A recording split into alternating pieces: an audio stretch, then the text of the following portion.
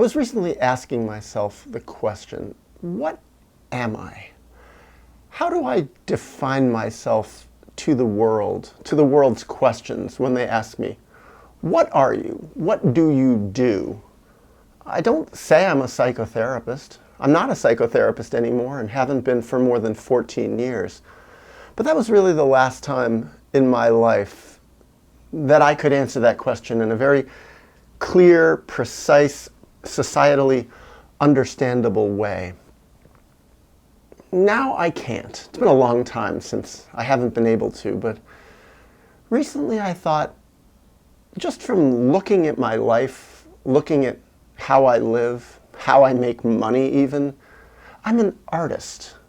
And why I find it interesting to say this is it reminds me of how I felt for a long time when I was a psychotherapist. And I felt cheesy saying I'm a psychotherapist. It sounded grandiose and weird and arrogant. Or actually, when I was a filmmaker for 3-4 years after I quit being a psychotherapist, and I said I'm a filmmaker. Actually, I never said that. It felt too grandiose, even though that's how I was spending my time, that's how I was spending my money and earning my money. So it sounds grandiose now to say I'm an artist, but actually I really mean it. I spend a lot of my time living in an artistic way, in a creative way. Don't make a lot of money at it, make very little money at it actually, but it's not about the money. In fact, it's like money isn't the concern. I do need money to survive, to live in the world, to pay my bills, pay my rent when I need to pay rent, pay for hostels sometime when I'm traveling, pay for a new tent from time to time if my old one doesn't work anymore when I go camping, pay for train tickets, airplane tickets when I need to do that. But how I spend my time, how I spend my day, how my mind spends its time living inside of my head. It's something that I didn't choose to live this way, to be an artist. It's something that chose me. I think even more so it is me. And I think it's actually bigger than being a psychotherapist when I was one, because I really think more than being a therapist, I was an artist when I was a therapist. I approached psychotherapy from the perspective of an artist, and I didn't even realize it. I approached it in a very creative way, not in a one-size-fits-all, paint by numbers, this is how you do psychotherapy. People would say, what school of psychotherapy do you practice? What school of psychotherapy did you study? And, well, I could say, what did I study? All of them. Anything that I was interested in. Even ones that I wasn't interested in. I was curious in all the schools. What did they have to say? What might I learn from this? But I was never a devotee of any of them. And I was actually against the idea inherently of being a devotee of a school of psychotherapy, even though there were some that I liked more than others, for sure. And there were some that I liked a lot less. What I was a devotee of when I was a therapist was being there for my clients, being there for the people who came and sat down across from me. And what do I mean by being there? It's actually a lot like being here now in front of the camera.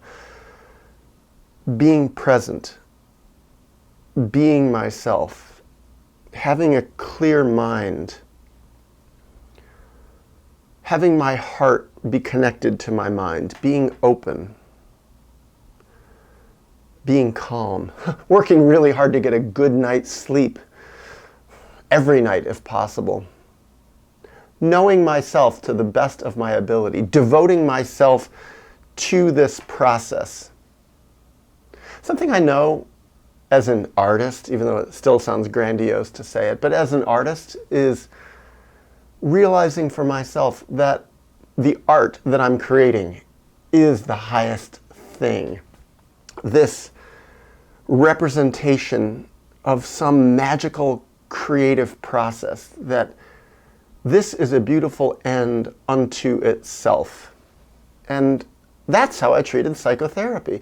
That not my clients were an art project, but the process that we shared was an artistic process. And I wanted to give my all to it. And I tried really hard to give my all to it, which is probably why I got so exhausted from it.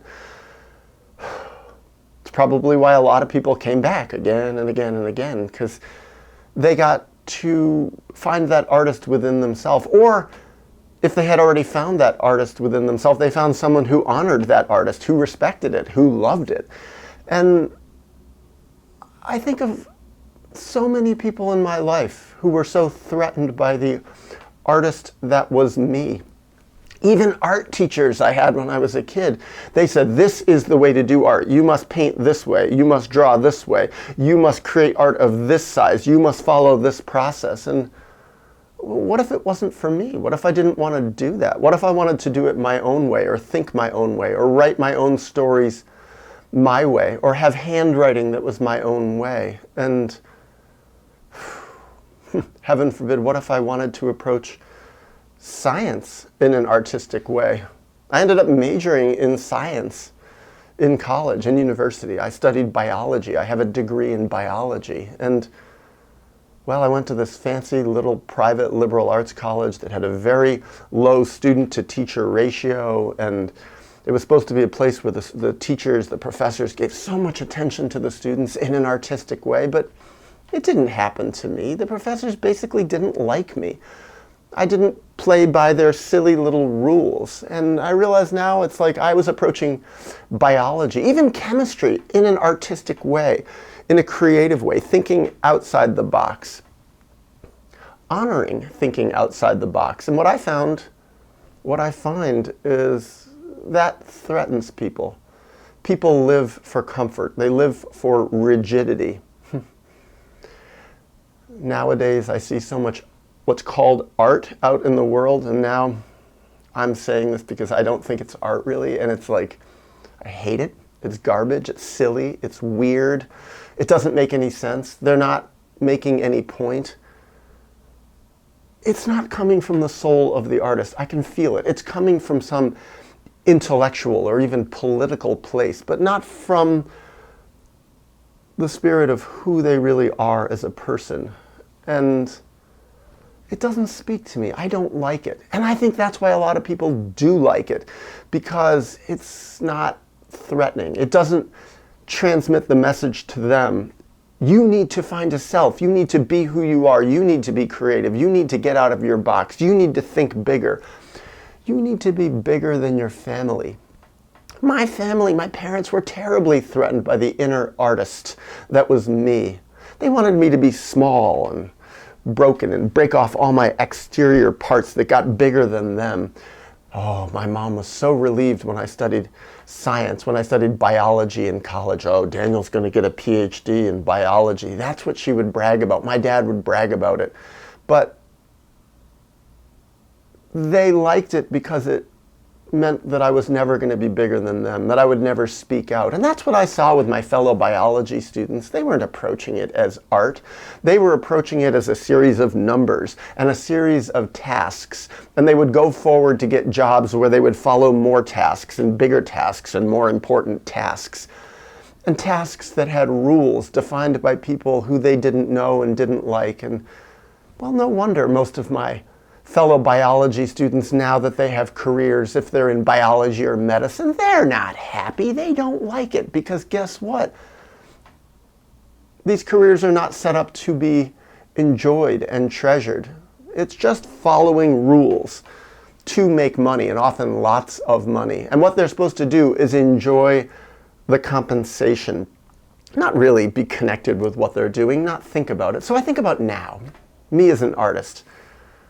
I travel a lot with a lot of my free time, very low budget, lots and lots of hitchhiking still all over the world, living with local people, sharing what I have, sharing myself. Often I find way out in the world, lots of people really respect the artist of me. not the fancy American people, not my family. My family long since got rid of me, yet blamed me for getting rid of them. But I did it to save my soul. I pulled away from them so I could be free and be me. I think about another artistic project I've been doing. I've been collecting wild honey from all around the world. I bring it back to America when I return from my travels, and I've been putting it in little glass bottles, little glass jars that I find out on the street. Mostly jars of alcohol. People who are alcoholics, often homeless people, they drink the little bottle of alcohol and they throw it out on the street. I walk around, I pick them up, find them, bring them home, wash them out with soap and water, sterilize them with boiling water, fill them with raw honey near to the top, and then put melted beeswax on the top and seal them. Once I seal them, it's very, very hard to get that beeswax out. And that's the point. The idea that I'm doing, I call this a legacy project. These little bottles of sealed wild honey from Africa, from Asia, from Central America, I have one from America when I was a kid, from upstate New York. I collected some wild honey that I found in the forest, and I still have it from the 80s, sealed in a little bottle under beeswax. This is going to be around long after I'm gone. I remember reading that they found honey sealed under beeswax in bottles in Egyptian tombs from 3,000 years ago. And the honey is still good. I read that honey is slightly acidic and it kills bacteria. So no bacteria grows. The honey, if it's sealed properly and it's sterilized, it never goes bad. This honey that I'm sealing, this artistic project, could still be good in thousands of years. And why am I doing this? There's just some magical feeling in me, some idea that I'm saving something beautiful and special from our world that may not exist someday for some future people who may find this, who may open it up and may see the label that I've put on it and be excited. To me, this is art. There's some beautiful passion. There's no grand reason. There's no financial incentive. It just honors the magic of life.